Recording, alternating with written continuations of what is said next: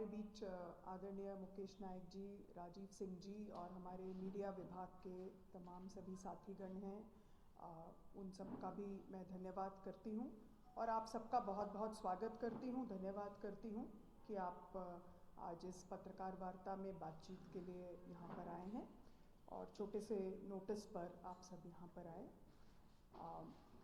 जब आज हम ये पत्रकार वार्ता कर रहे हैं तो इस बात को ध्यान में मैं हम सबके संज्ञान में लाना चाहती हूँ कि 2024 शताब्दी वर्ष है महात्मा गांधी के कांग्रेस की अध्यक्षता करने की।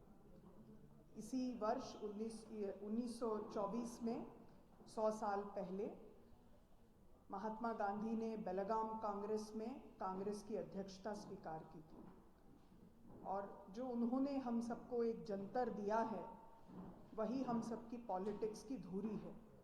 उनका जंतर था कि जब भी हम किसी भी प्रकार के डाउट में हैं, किसी भी प्रकार के द्वंद्व में हैं, तो अपनी आंखें बंद करें और ये देखें कि हमारे किसी भी निर्णय से जो सबसे गरीब व्यक्ति है उसके चेहरे पर कोई खुशी, कोई राहत मिलती है या नहीं। और अगर हम उस धुरी से पिछले भारतीय जनता पार्टी सरकार का मूल्यांकन करें तो हम पाते हैं कि हम में से इस सरकार से जो उम्मीदें थी, लोगों ने जिस तरह का विश्वास व्यक्त करके उन्हें बहुमत दिया था और जो जंतर महात्मा गांधी का राजनीति के लिए, राजनीति करने वाले नेताओं के लिए था, उसमें लगातार प्रदेश की सरकार विफल हुई है और बहुत पीछे गई है। ये अपने आप में बहुत दुखद घटना है कि प्रदेश की राजधानी में 11 लोग सर्दी के मारे असमय मृत्यु को प्राप्त कर गए।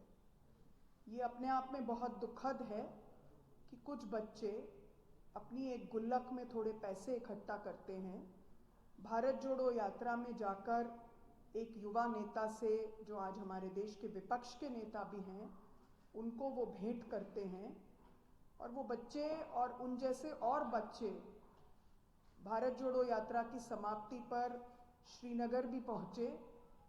और मुझे इसलिए याद है कि उन बच्चों की व्यवस्था की जिम्मेदारी मेरे पास भी थी। और आज जब हम ये पढ़ते हैं कि केवल उनके इस योगदान के कारण उनको, उनके परिवार को परेशान किया गया। ईडी का छापा पड़ना ठीक है, पिछले समय में ईडी जिस तरह से इस्तेमाल हुआ है हम सब जानते हैं, लेकिन अगर उसको एक प्रक्रिया के तौर पर भी देखें, बाकी घटनाओं से उसको अलग हटा करके भी देखें, तो सुसाइड नोट में जो उल्लेख आया है कि आप एक दल ज्वाइन कीजिए, आप अगर कल को नेता विपक्ष जो आज हैं वो प्रधानमंत्री भी हो जाएंगे तो ये धाराएं कम नहीं होंगी। ये जो धमकी का अंदाज है, इसने हम सबके सामने कुछ सवाल खड़े किए हैं। कल से आज तक 2 दिन में संविधान पर बातचीत करने के लिए विशेष 2 दिन संसद में रखे गए। हमारी नेता प्रियंका जी ने कल लोकसभा में अपना मेडन स्पीच किया। आज हमारे नेता राहुल जी ज़रूर उस बहस में हिस्सा लेने वाले हैं। बहस की हमारे देश में एक परंपरा रही है जिसको पूरी तरह से नष्ट करने की कोशिश देश के स्तर पर भी हो रही है और हमारे प्रदेश के स्तर पर भी हो रही है।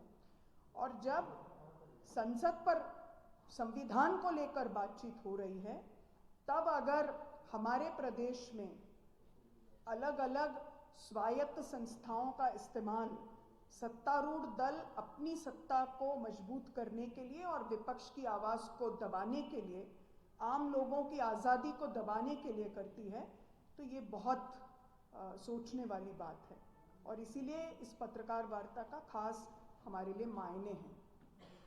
मैं प्रदेश में ये जो हुआ, ये जो हालात बने, जो हालात हम पूरे देश में भी इस वक्त डर का देखते हैं, उस परिप्रेक्ष्य में हम आज की पत्रकार वार्ता कर रहे हैं। मैं प्रदेश के कुछ आंकड़े आपके सामने रखना चाहती हूँ।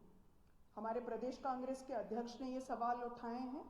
हमारे प्रदेश में जो विधानसभा में हमारे सदन के नेता हैं उमंग जी, उन्होंने भी ये सवाल उठाए हैं। हमारे सारे सीनियर लीडर्स ने भी ये सवाल उठाए हैं कि वायदा किया गया था कि किसानों की आय दुगनी होगी, वायदा किया गया था कि 3100 रुपये प्रति क्विंटल धान पर, 2700 रुपये प्रति क्विंटल गेहूं पर किसानों को राशि मिलेगी, उनका दाम मिलेगा।